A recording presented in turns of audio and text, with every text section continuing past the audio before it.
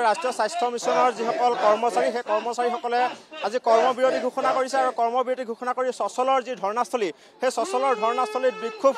আৰু অৱস্থান ধৰ্মঘট কাৰ্যসূচী গ্ৰহণ কৰিছে আৰু অসমৰ বিভিন্ন জিলাৰ পৰা বিভিন্ন স্থানৰ পৰা শ হাজাৰৰো অধিক ইতিমধ্যে কৰ্মচাৰী আহিছে আৰু কৰ্মচাৰীসকলে তেখেতে এটাই দাবী কৰিছে যে তেখেতলোকৰ যি আচলতে সমকামৰ সমমজুৰি আৰু তেখেতলোকৰ যি স্থায়ী নিযুক্তি সেই স্থায়ী নিযুক্তিৰ দাবী কৰি এনেধৰণে প্ৰতিবাদ সাব্যস্ত কৰিছে আৰু দেখিবলৈ পাইছে যে কৰ্মচাৰীসকলক গ্ৰেচুইটি প্ৰদান সমকামৰ সমমৰ্যাদা তেওঁলোকৰ যিসমূহ আচলতে সা সুবিধা সেই সা সুবিধাসমূহ প্ৰদানৰ দাবীৰে এনেধৰণে বিভিন্ন স্থানৰ পৰা অসমৰ শ কৰ্মচাৰী ওলাই আহিছে আৰু দিনটো আজি তেখেতলোকে কৰ্মবিৰতি হিচাপে ঘোষণা কৰিছে আৰু কৰ্মবিৰতি ঘোষণা কৰাৰ লগতে তেখেতলোকে এনেধৰণে আচলতে প্ৰতিবাদ সাব্যস্ত কৰিছে বিভিন্ন সময়ত তেখেতলোকে প্ৰতিবাদ সাব্যস্ত কৰি আহিছে কিন্তু তাৰ পিছতো চৰকাৰৰ ফালৰ পৰা বা স্বাস্থ্য বিভাগৰ ফালৰ পৰা বিশেষ গুৰুত্ব দিয়া আমি পৰিলক্ষিত নহয় আৰু যাৰ বাবে আচলতে এনেধৰণে আজি সচলৰ যি ধৰ্ণাস্থলী সেই সচলৰ ধৰ্ণাস্থলীত শ হাজাৰৰো অধিক ইতিমধ্যে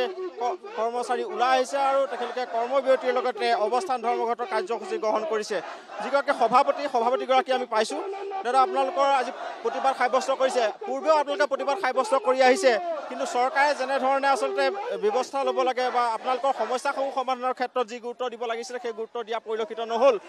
আজি কি ক'ব আজিৰ দিনটোত আৰু চৰকাৰৰ লগত আপোনালোকৰ কিবা বিবেচনা হৈছে নেকি ইতিমধ্যে আমাৰ চৰকাৰৰ লগত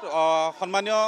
স্বাস্থ্যমন্ত্ৰী ডাঙৰীয়া আমাৰ লগত এলানি আলোচনা কৰিছিলে কিন্তু সেই এলানি আলোচনাত তেখেতে কোনো সুদুত্তৰ যিহেতু আমাক দিব নোৱাৰিলে আমাৰ যিটো মুখ্য দাবী সমকামৰ সম দৰমহা এই দাবীটো তেখেতে আমাক পূৰণ কৰিব সেইদিনাখন নোৱাৰিলে বা তেওঁ আশ্বাস প্ৰদান কৰিব পৰা নাই গতিকে আমাৰ কৰ্মচাৰীসকলে সেই কথাখিনি ইতিমধ্যে যিহেতু জনাই থৈছিলে যে আপোনালোকে আমাক অক্টোবৰ মাহৰ শেষৰ সপ্তাহত যদি কোনো ধৰণৰ সুদুত্তৰ নিদিয়ে তেতিয়াহ'লে আমাৰ কৰ্মচাৰীসকলে ক্ষোভিত হৈ বিক্ষোভ কাৰ্যসূচী আগবাঢ়ি আহিব এতিয়া আজি আমাৰ যি এই সচলত এই গোটেই NSMৰ কৰ্মচাৰীসকল আহিছে আমাৰ সম্পূৰ্ণ সহযোগিতা আহিছে আমাৰ প্ৰত্যেকখন হেল্থ ইনষ্টিটিউচনৰ পৰা কৰ্মচাৰী আহিছে NSMত কৰ্মৰত কৰ্মচাৰীসকল আহিছে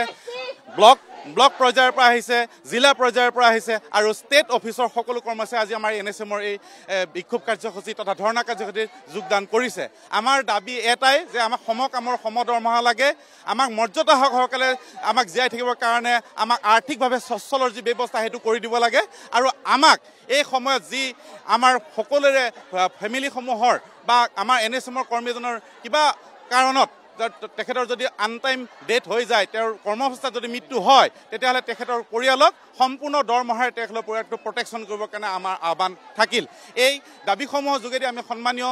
মুখ্যমন্ত্ৰী ডাঙৰীয়া স্বাস্থ্যমন্ত্ৰী ডাঙৰীয়া তথা বিষয়াবৰ্গক আমি জনাব বিচাৰিছোঁ যে এইবাৰ আপোনালোকে NSM কৰ্মচাৰীসকলৰ যি মূল দাবী আছে সমকামৰ সম দৰমহা আৰু এই জটিল সময়ত চলিবৰ কাৰণে যে আমাৰ দৰমহা যি বঢ়াব লাগে সেই কথাখিনি তেওঁলোকে আমাক পূৰ কৰি দিয়ক এই আহ্বান আগতে আপোনালোকক প্ৰতিশ্ৰুতি দিছিলে যেতিয়া মুখ্যমন্ত্ৰী স্বাস্থ্যমন্ত্ৰী হৈ আছিলে কি প্ৰতিশ্ৰুতি দিছিলে আৰু আজি কি ক'ব সেইটো প্ৰতিশ্ৰুতি তেখেতে দিছিলে 16 চনতে তেখেতে মুখ্যমন্ত্ৰী মহোদয় তেতিয়া স্বাস্থ্যমন্ত্ৰী মহোদয় হৈ আছিলে তেখেতে কৈছিলে যে NSMৰ কৰ্মচাৰীসকল আৰু সৰ্বশিক্ষা অভিযানৰ কৰ্মচাৰীসকল বিকশিত অসমৰ সেনানী আৰু তেখেতসকলক বাবে সম্পূৰ্ণ ৰূপৰেখা অংকন কৰি থোৱা আছে আমি তেখেতলোকক যেতিয়ালৈকে নিয়মীয়াকৰণ কৰিব নোৱাৰোঁ সেই পৰ্যন্ত তেখেতলোকক আমি সপ্তম দৰমহা আয়োগৰ আওতালৈ আনি তেখেতলোকৰ যিটো আৰ্থিক স্বাৱলম্বিতা বা স্বচ্ছলতা সেইটো কৰি দিম বুলি তেখেতে আমাক কথা দিছিলে আৰু সেইটো তেওঁ নিজ মুখে কোৱা কথা কিন্তু আজি এই 10 বছৰ দিন পাৰ হৈ গ'ল এই 10 বছৰ মূৰতো কিন্তু সেই কথাটো আমাৰ সময়ত প্ৰযোজ্য হোৱা যিহেতু নাই তেখেতক পুনৰবাৰ আমি সোঁৱৰাই দিছোঁ যাতে আপুনি নিজে দিয়া যি বক্তব্য আপুনি যি দিয়া কথা আছিল সেই কথাৰ যোগেদি আমি অনুপ্ৰাণিত হৈছিলোঁ আৰু সেই কথাখিনি ৰাখি আপুনি আমাক এই কৰ্মচাৰীসকলক উপকৃত কৰক সেই আপোনাৰ ওচৰত আহ্বান ধন্যবাদ কি হয় আপোনালোক সকলোৱে দেখিছে অসমৰ ৰাইজে দেখিছে আজি আমাৰ ৰাষ্ট্ৰীয় স্বাস্থ্য মিছন অসমৰ অধীনত কৰ্মৰত যিসকল কৰ্মচাৰী বিগত প্ৰায় 2 দশকে প্ৰতাৰিত আৰু এই প্ৰতাৰণাৰ কাৰণে আজি সকলোৱে একগোট হৈ ওলাই আহিছে মাননীয় মুখ্যমন্ত্ৰী মহোদয় তেওঁ পূৰ্বতে স্বাস্থ্যমন্ত্ৰী আছিলে আৰু চৰকাৰ অহাৰ আগতে তেখেতে কৈছিলে যে ৰাষ্ট্ৰীয় স্বাস্থ্য মিছন অসমৰ কৰ্মচাৰীসকল হৈছে বিকশিত অসমৰ সেনানী কিন্তু আজি চাওক এই বিকশিত অসমৰ সেনানীসকলৰ অৱস্থা চাওক আপোনালোকে আৰু সেই তেওঁৰ যি আমাক এটা সপোন দেখুৱাইছিল সেই সপোনটো পূৰণ কৰিবৰ কাৰণে দাবী জনাই আজি আজি ৰাজপথলৈ এনেকৈ চচলত ওলাই আহিছে আমাৰ কৰ্মচাৰীসকল। আৰু আমি ভিক্ষা কৰা নাই, আমি আমাৰ যি প্ৰাপ্য এই চচলৰ ধৰ্মঘটস্থলীৰ পৰাই সেই প্ৰাপ্য আমি দাবী জনাইছোঁ। আৰু চৰকাৰে মাননীয় মুখ্যমন্ত্ৰী মহোদয় আৰু স্বাস্থ্যমন্ত্ৰী মহোদয়ে চৰকাৰৰ যি সদিচ্ছা সেই সদিচ্ছা প্ৰকাশ কৰি আমাৰ কৰ্মচাৰীসকলৰ যি ন্যায্য দাবী সমকামৰ সৰ্বদৰমহা আৰু লগতে চাকৰি নিয়মীকৰণ তাক যাতে সেই প্ৰতিশ্ৰুতি পূৰণ কৰি আমাক কৰ্মচাৰীসকলক সকাহ দিয়ে। হয়, নিশ্চয়কৈ এনেদৰে এতিয়া ৰাষ্ট্ৰীয় স্বাস্থ্য মিছনৰ কৰ্মচাৰীসকলৰ প্ৰতিবাদত উত্তাল হৈ পৰিছে চচল। আৰু চচলত এনেদৰে কৰ্মচাৰীসকলৰ চাকৰি নিয়মীয়াকৰণ তথা সমকামৰ সমমৰ্যাদা দাবী কৰি